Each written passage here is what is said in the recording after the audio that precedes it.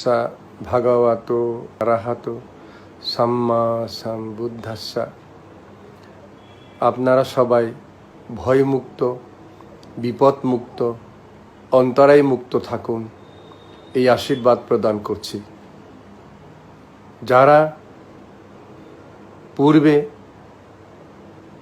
আমার অর্থাৎ আমার গুরুদের কথা বিশ্বাস করেছে, তারা বিপদ ভয় থেকে মুক্ত হতে পেরেছে।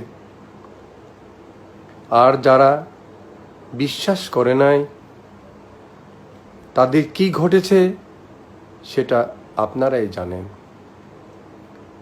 তাই বলতে চাই, আমার কথা বাসি হলেই ফলে সাবধানে থাকুন, সাবধানে চলুন, ত্রিরত্নের উপর অবিচল আস্থা রেখে বসবাস করুন, পরস্পরের প্রতি মৈত্রী, করুণা, উপেক্ষা, মুদিতা বর্ধন করুন।